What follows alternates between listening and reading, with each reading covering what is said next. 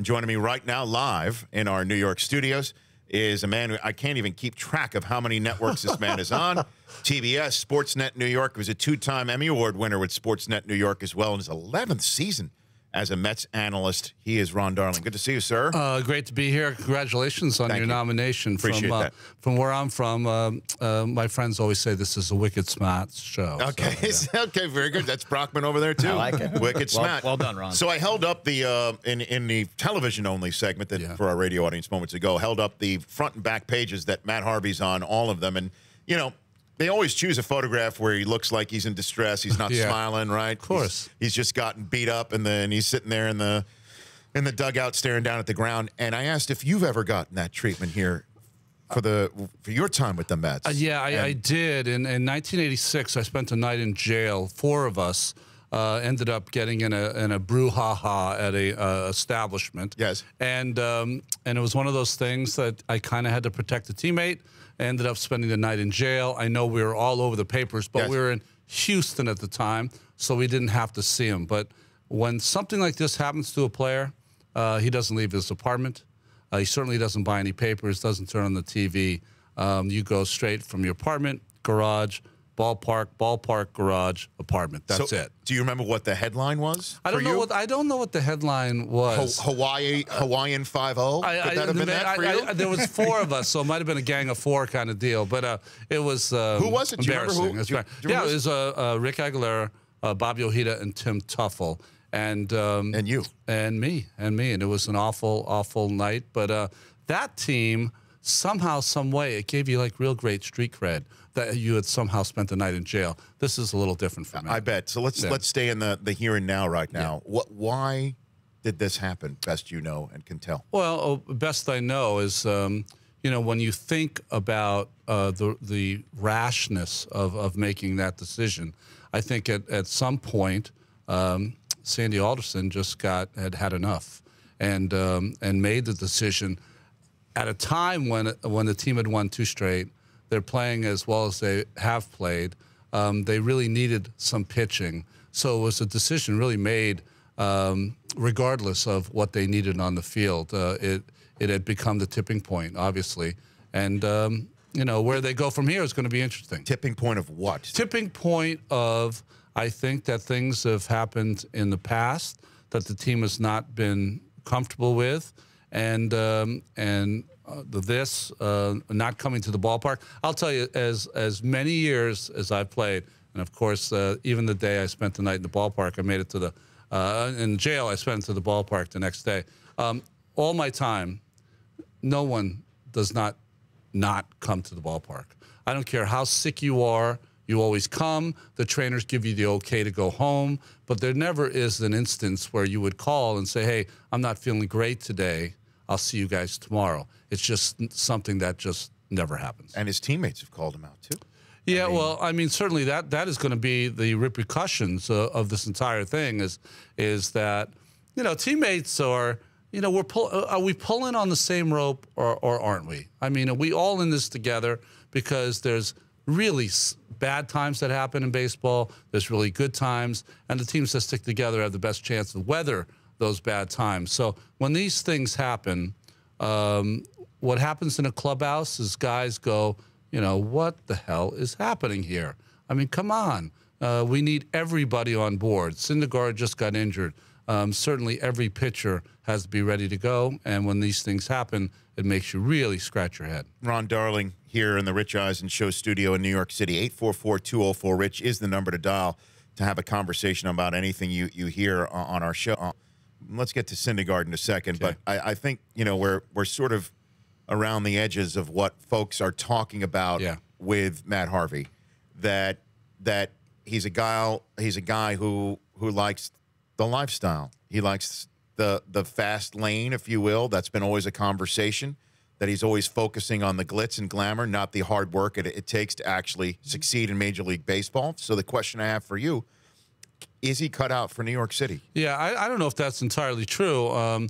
It takes a lot of hard work to come back from 2 major injuries to get back on the field and pitch at the Major League level. So I wouldn't assume that that's a given, that he doesn't put in the hard work. I think, though, that what has happened, and it's not only true with Matt, I think it's true with a $495 sneaker and other things, is that these players are really trying to brand themselves before they've branded themselves as a good player. The cart before the horse has become really what is happening now. And it used to be that you would reap the rewards of fantastic play. And definitely Matt has had small snippets of that, but he certainly hasn't put together what you would expect him to put together, the Kershaw, the Scherzer, those kind of, the Verlander, those kind of guys. Cy Young, a Cy Young year, start one to start last. Team in the playoffs, which I know he's been part of. But. Yeah, but the Cy Young candidate each and every year, 32 starts each and every year, right. 200 plus. That's how you become rarefied air in professional baseball. But does he need to go to a different town? That's an interesting call, and I think that I think that there's a lot of the same things that he has here in different towns. Sure. I think that the day of New York being the only tabloid town and things that happen, if they happen in a place like Pittsburgh, you'd never find out about it. Those days are gone too. You'll find out about it social media-wise any place you go. I don't think it's the town. I think it's Matt's going to have to figure out a way to prioritize his great talent.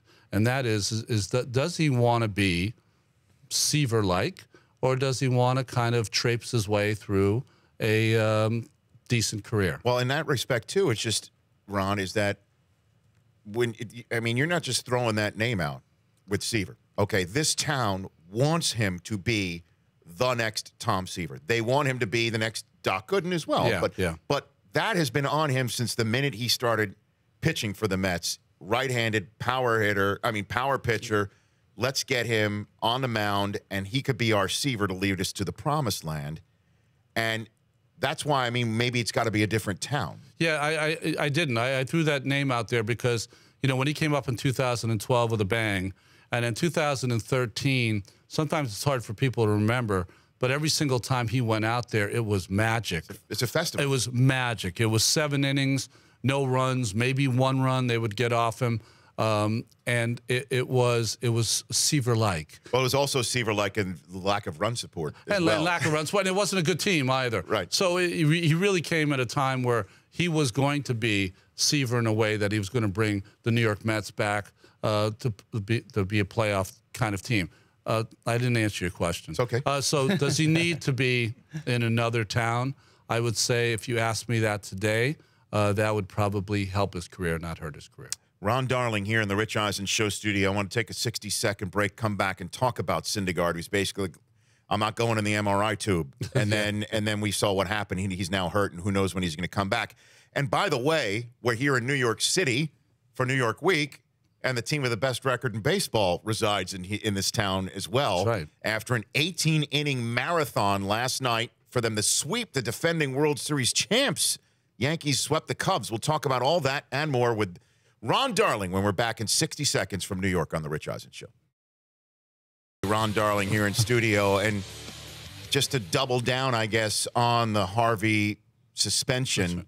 The Mets get blanked in front of the home crowd, and Stanton is breaking glass with home runs. I mean, it could not have worked out any worse for the Mets. Well, absolutely, and the young left-hander Adam Wilk had to, you know, fly all night, get there on a red eye, and somehow try to pull it together. He wasn't able to do it. But a lot of pitchers better than he have not been able to do it against Stanton either. So now,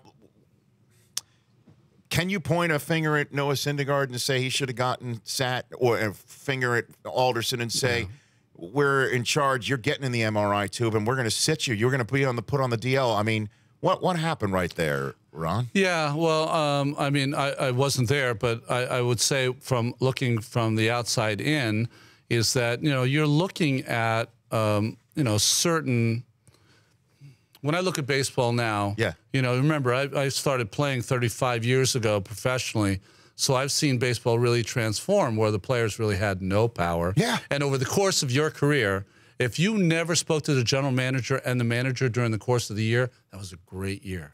You know, you knew everything was cool. And now it is so different. There's so much communication back and forth, this and that, or whatever. I just know if Frank Cashin had come and asked me to get an MRI, drive him to the airport, do whatever he had to do, right. You certainly would have said yes. Those days have changed, and they've changed forever. The power of players and their agents, don't leave out the agents, has put them in a rare position where they can really dictate what and when they're going to do things. Meanwhile, here we are on Mother's Day week, and we've got a major series going on in the Mid-Atlantic. Washington and Baltimore playing what they call the Beltway Series, and Baltimore has gotten off to a great start, winning 2 out of every 3 games. They're 20-10, and the Washington Nationals are 21-10. Which is the better team? You had to choose which one. Well, I would say right now, only because I've seen the Nationals, have not seen the Orioles. The Nationals are the deepest lineup I've seen in quite some time. Maybe because Zimmerman is having a career year. Rendon, I think, hit 7th against the Mets in a game where he went 6 for 6 with 2 home runs. Murphy, Trey Turner, they just have an incredibly deep lineup. I think what Baltimore is very scary because they're doing exactly what they did last year, and that they hit the ball out of the ballpark. Trumbo hasn't even started yet. Wait till he starts hitting the ball out of the park. So they're both really good teams. The Nationals, I give an edge because I've seen them. And then the Red Sox, minus David Price, are 3 over 500. Chris Sale came up with a 6th consecutive game of 10 or more strikeouts, joining only the big unit, Pedro Martinez and Nolan Ryan, as the pitchers to do it. How difficult is that when you think about it, Ryan? I mean, almost impossible because, you know, you think in the course of 6 games, you're going to have one of those blow-ups, so you don't have your good stuff, and you try to figure it out. And, you know, Sale is just remarkable in that when you play a team and you face a pitcher, you're trying to gauge him against someone else. How does he throw? How's his breaking ball break? And you can't do that with Chris Sale. He's the most unusual pitcher that pitches in baseball today. So every time you face him, it's like facing an outlier. Do you think he should have been suspended for throwing behind Machado? No, no. The suspensions and the throwing out of Gossman on the 75-mile-an-hour curveball have become nonsense. What has happened is that the meetings between baseball and the umpires get to a point where if anything happens, I think the umpires, now they think they're doing the right thing, and that is that they're trying to stop an escalation of something happening. But really, the problem was not that Machado, that they threw behind his head. The problem is that Machado, the situation wasn't taken care of the first at-bat after he had slid into Pedroia. If he had been hit in the fanny and that had been taken care of, none of this would have happened. This is where we're at in baseball now. No one knows what to do, and the pitchers, which makes me even angrier, don't even know how to hit hitters anymore. Don't even know how to hit them in the rear end. Like, what do you mean? That's silly. What are you talking about? I mean, they're a little tentative. They're a little afraid. They don't do it very often. They don't pitch inside very often. So when they do, they're like, okay, I want to hit them. I really do, and they never do. Now, well, I guess let's put it this way. Did you ever hit someone on purpose in your career? Many, many, many Now, times. did it come from, did Davey Johnson order the code red? Did you, I mean, or did you just take it upon yourself as a veteran who needed to stand up for somebody in your locker room, in your mind? It changed over the course of my career. In the beginning, you would sit on that bench and things were happening on the field that you could tell was a little iffy, and you'd get a couple of the players give you a little evil eye. And once you got that, you knew you had to take care of business. But over the course of my career, later, it became the manager would be the one that would tell you, you do not hit anybody unless I tell you to. And if I tell you to, it's going to be kind of an eye for an eye, a tooth for a tooth. Meaning is that, you know, if their third hitter, our third hitter gets hit, their third hitter's going down. That kind of how it transformed in my career. And now it is, guys don't really know what to do. Well, but it's the 21st century, though. Yeah. I mean, right? What you just said to me sounds medieval to me. Really? It does, Ron. You know, and I understand. Look, I'm not around a ballpark every day. I know. I'm not in a clubhouse every day. So, but I also just know one of these can hit somebody in the head. You know, the pitchers are throwing harder than we've ever seen before. It just seems to me, can't we figure out another way than to throw a baseball at somebody's head? One, if I were going to hit you in a game, yes, I would never come close to your head. Not once. So then what? Not 1,000 pitches I could throw at you, I would not hit you near the head. So that's why I don't think it's as medieval. Now, the reason it was in my day, and it doesn't make it better, and it doesn't make me macho. I'm embarrassed by it, to tell you the truth. But in those days, if someone was hit and you hit the other person, it was over. Nothing would happen. It was done. And what you have now is that the Boston Red Sox and the Baltimore Orioles will have an escalation of this for the entire season. For a 6-month season, some of this is going to go along. Well, I don't know how you stop it. Other than just, that's what I'm saying. Like, how about a 3-4 week suspension? Telling a starter, you're out for a month. Yeah, well, that would certainly do it. I remember days where if you hit a certain player and he wasn't happy, you'd get the phone call in the clubhouse, and they'd want to meet you in the guts of the stadium. I mean, things like that used to happen. So I'm embarrassed by that too. But I don't think those happen anymore. No, either. well, I mean, and again, it's interesting because we had Dan Plesac on last week. Yeah. And he said, one of my favorites. We loved him. Oh. We love him. And so anyway, he, out of all the transactions, for the lack of a better phrase, that happened between the two teams last week, he pinpointed that when Machado got in there, that was it Eduardo Rodriguez? Yes. Missed him on 3 attempts to try and hit him. And then Barnes came in and missed on his attempt to try. That it was constant misfires. That's right. So it was their fault that this thing escalated. It's the pitcher's fault. At some point when you have to take care of business, it should be one pitch. It's the first pitch. It's the rear end area, and it's done. Simple as that. He goes to first base. He doesn't talk. No one else talks. Game's over. Go to the next guy. But Bogarts got hit in the rear end. It was just an off-speed pitch. Yeah. So thus it wasn't intended because it was an off-speed pitch. He hit him in the spot where you're supposed to hit somebody with an intended no one pitch. In the history of the game, has ever hit a guy with a curveball. Ever in the history of the game on purpose. So that's only, what, 140 years? That's it. Ron Darling here on the Rich Eisen Show. How long can the Yankees keep this up?